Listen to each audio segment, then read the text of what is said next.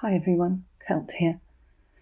So the Queen's Platinum Jubilee, in as much as Harry and Meghan were forced to keep a low profile, did actually, so far, amount to a success. And a lot of this was due to the fact that, firstly, the BBC did not show any pictures of Harry and Meghan, which is what people wanted. And also, Harry and Meghan were relegated to the opposite side in the Cathedral from the senior royals and seated in the second row behind the Yorks.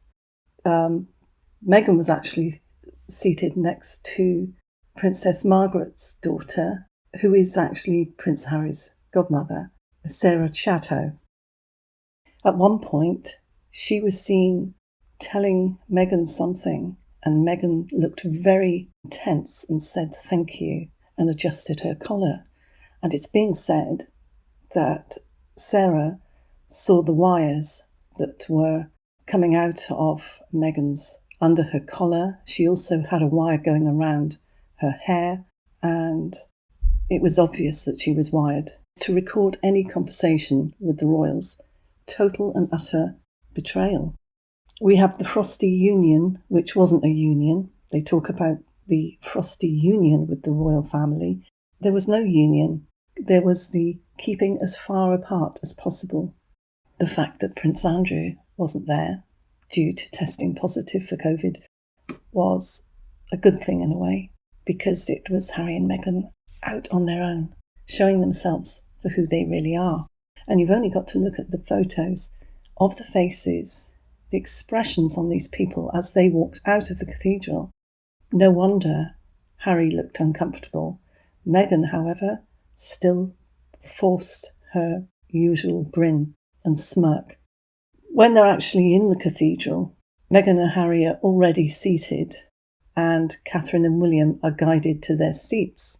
At this point, Meghan looks in the opposite direction and does not look at them at all. And Harry, however, he looks in the direction of Catherine and William as they're led to their seats. It was a success for the senior royals because they were so far away from the Sussexes that there was no interaction at all between them.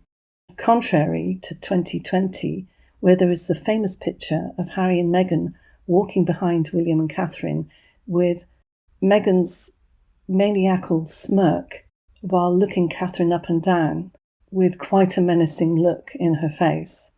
This worried a lot of people. The people contacted the Queen's advisors to warn about the potential threat that Meghan is to them. What with the previous death threats, remember the statement that Meghan made when she was overheard saying to her friends that she and Harry were just one plane crash away from the throne? Security for the Cambridges, I believe, was increased from that time on. It's always pretty good, but it's definitely been increased.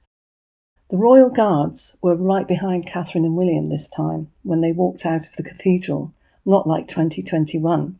They had the Sussexes walking behind them then, and I don't remember seeing any royal soldiers behind them, but rather Sophie and Edward and other members of the royal family.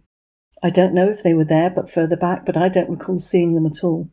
We have had confirmation that Prince Charles is totally on the side of Prince William, and as much as he loves his other son, he is firmly keeping Harry and his wife away from the senior working royals. Catherine also stepped in and stopped Meghan from having too much interaction with Savannah Phillips and Mia Tindall while they were in the window after the Trooping the Colour.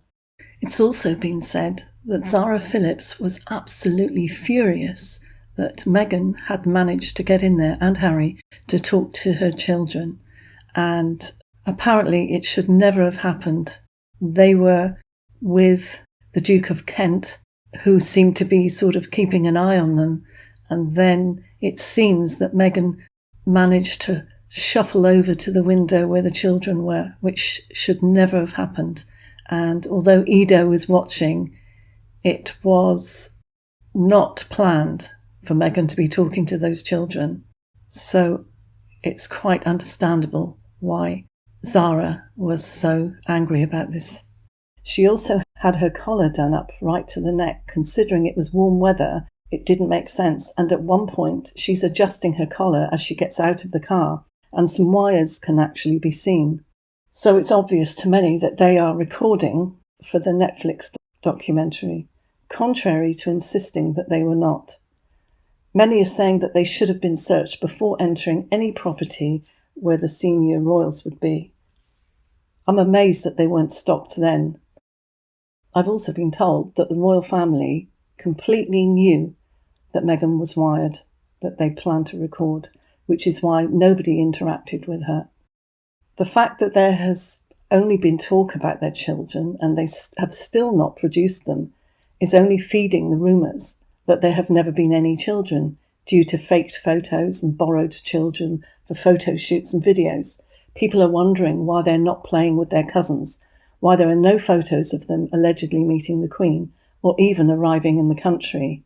In fact, the people who met them from the plane said that there were no children.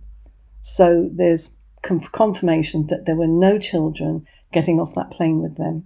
Harry was looking really angry because of them being booed as they entered St. Paul's Cathedral, but Meghan seemed oblivious and was smiling as usual. She was just forcing it, obviously. And Harry was at times looking at the ceiling, not sure what for, whether he was looking for a camera. It was good to see 5 royal guards in front of the clergy who were leading the procession out and were followed by Prince Charles and Camilla, and behind them Catherine and William, and behind them were 5 more guards. As I said, I don't remember ever seeing this in previous services. Not where they were basically protecting the core royals, the true immediate heirs. So, what are your thoughts on this? Do you think that Meghan and Harry should have been searched before entering St. Paul's Cathedral? She could have been wired up with anything, but there were definitely wires showing, and more than one person saw this. So let me have your thoughts, and I'll see you in the next one. Thanks for watching. Bye. Please subscribe, ding my bell for more alerts for more videos, like if you liked it, and share. Bye.